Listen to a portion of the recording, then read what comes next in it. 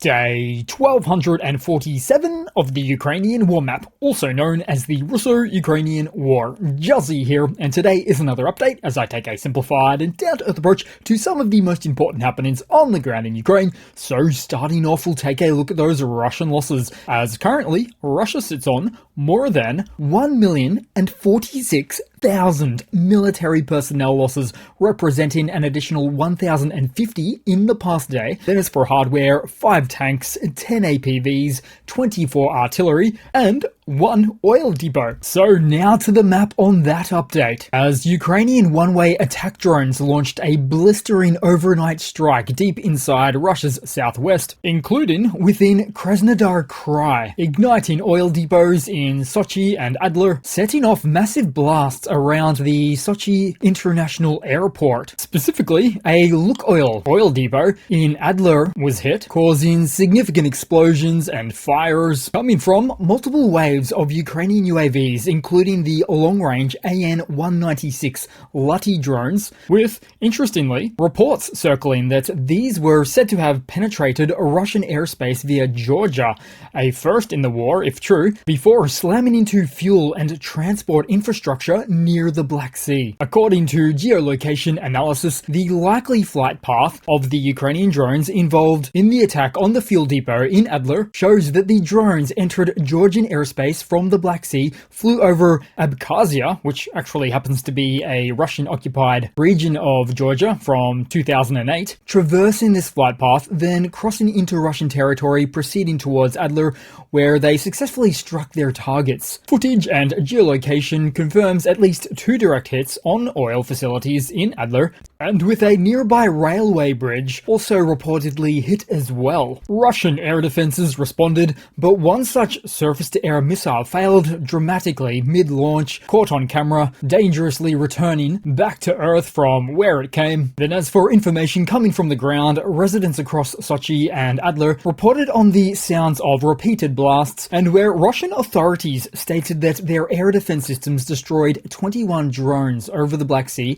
However, they did add that debris from a downed drone caused a fire at the Lukoil depot. Ukraine must be putting advanced redundancy flight guidance features on their debris. Well, either that or Russia failed to neutralize the drones in question. And so this operation wasn't just about damage, it was about reach. Ukrainian drones not only flew across the sea, but appeared to navigate through a predominantly curved route, near to or through Russian-held Georgian territory, coming in from behind, as opposed to the otherwise expected and straightforward flight path to strike a city previously thought untouchable. So this could indeed be a watershed moment for Ukrainian UAV incursions into Russian territory, where such an angle of attack solidifies the notion from the Russian side that drones could be coming through numerous and previously unexpected flight paths, thereby forcing the Russian Ministry of Defense to strongly reconsider the orientation of their already spread-thin air defense network to account for such a newly emerging aerial threat vector. That would be one costly and difficult exercise for their MOD. Meanwhile, in the neighboring southern Caucasus areas of Chechnya, Dagestan, and North Ossetia, with all regions under incoming UAV alerts, but likely, at least in part, resulting from the ensuing panic from the overnight activity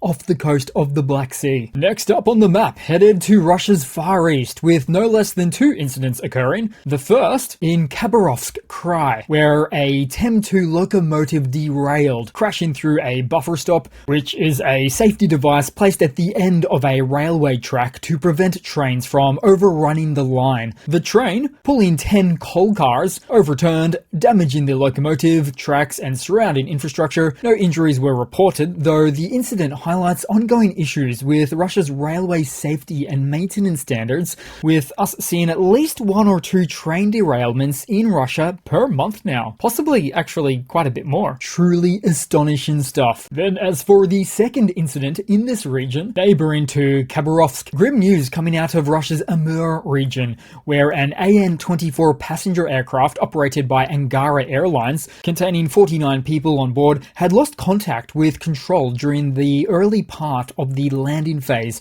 and and crashed near the town of Tinder, close to the border with China, with the crash site confirming no signs of survival. This incident follows a similar event from just a week ago on July 15th, when another AN-24, operated by Russia's Alrosa Airlines, made an emergency landing in Yakutia due to technical issues. Both situations raise further concerns about the safety and reliability of Russia's aging aviation fleet, especially where flying AN-24s, which are at least 45 years old, best case scenario, and how genuine replacement parts for these aircraft come from Poland and Ukraine, both countries that Russia happened to cut off its supply chain lines from the moment they invaded with their beloved SMO. Now headed to the main map, where the Ukrainian unit Signum destroyed a series of Russian logistics using FPV drones on fiber optics at the Crimea front. Comparatively clearer images can be seen here in contrast to your standard wireless drones, and where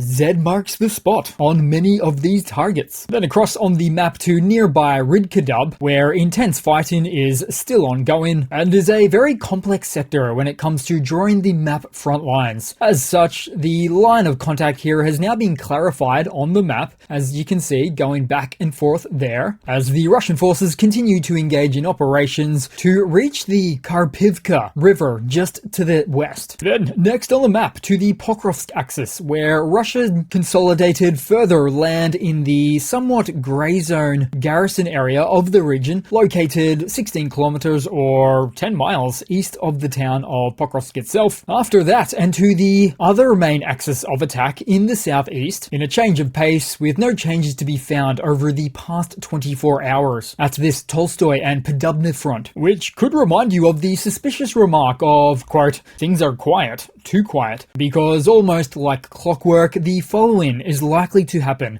Russian forces will proceed to defend these newly held positions near to Tolstoy, whilst simultaneously proceeding to move to the flanks, potentially to Oleksivka or Horikova to the northeast, and or attempt to make forward movements in the south at Kamar or the Shevchenko lines, all in a chance to opportunistically capture flank territory. Though for this hypothetical future update, it doesn't actually happen in the way of being a physical move from Tolstoy to the flanks for the Russian forces. Instead, it's more of an operational tactical move. It's more of an operational tactical move where Russia's Southeast Command redirects the constant inflow of newly minted Russian Storm Z assault units to those other outer regions, hence the term meat assaults. So it's not guaranteed to play out this way, but do watch it over the next 24 to 72 hours to see what happens. Then to a brief look around the map today, seen here is a Russian Shahed kamikaze drone intercepted overnight by a Ukrainian aerial platform equipped with automatic gun and thermal imaging sights, possibly from an Mi-24 helicopter. And also on the map, the Ukrainian Air Force launched precision airstrikes on more Russian positions, certainly notable this one, due to the target being inside the Bryansk region of Russia, making for an aviation-launched strike that you don't see every day. Then also seen on the map, what purports to be a Ukrainian all-aspect stealth drone, shown here in all its stealthy flair, including its fixed-wing body fuselage design and other stealth-like contours, potentially with this one being in testing, a prototype, and perhaps engineered for maximum penetration depth into Russian territory, evading detection by Russian radars, which would be an interesting development given air defenses inside of Russia already struggle with the slower, lower-flying drones of the Ukrainian forces, just as was the case with the overnight Black Sea drones. Then headed across to some news for today, and where the third round of Ukraine-Russia talks in Istanbul has concluded with familiar results, humanitarian progress, but political deadlock. The peace talks barely lasted over an hour inside of the halls of the Sherahan Palace, as Ukraine's Umarov and Russia's Medensky negotiated another prisoner exchange, 1,200 individuals each, while achieving zero political breakthrough, which goes to show the pattern has crystallized across 3 direct peace talks now, successful POW diplomacy shadowed by frozen territorial disputes. Umarov's proposal for an August leader summit bringing together Zelensky, Putin, Erdogan, and Trump was swiftly rejected. Medensky insisted that presidents would only meet to, quote, sign agreements, not discuss everything from scratch. End quote. And quite the position that underscores the gulf between both sides. The ceasefire divide also illustrates this disconnect. Ukraine seeks 30 days unconditional. Meanwhile, Russia offered another 24 to 48 hour tactical pause. So it shows that Istanbul has evolved into a humanitarian conveyor belt operating parallel to an unresolvable political conflict.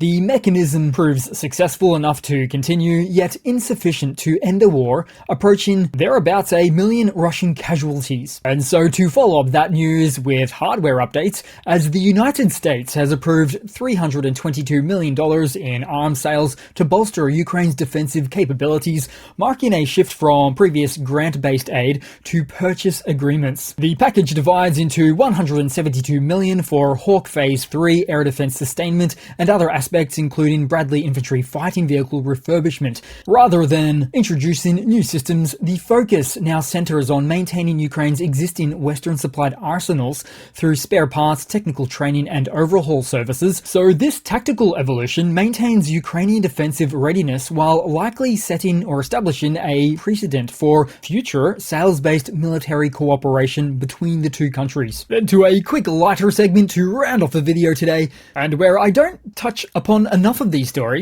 For instance, Ukrainian Vlada Kakova won the gold medal in the women's individual fencing at the World Fencing Championship, which was held in Tbilisi of Georgia. This is the first world champion title for Ukrainian women's epee fencing in 22 years and comes after a wave, a full string of Ukrainian first-place victories for Ukrainian athletes, showcasing their growing dominance in global sporting competitions. Take Alexander Usyk, for example, who clinched the undisputed heavyweight championship just a few days ago. So that has to be it for today, guys, especially as my CPU scaling throttling constantly forces itself to power save mode over performance. It's the strangest of things, shortening some of my videos, but thanks again for watching. Please continue to like, comment, subscribe, and I do hope to see all of you guys there in the next one. Cheers!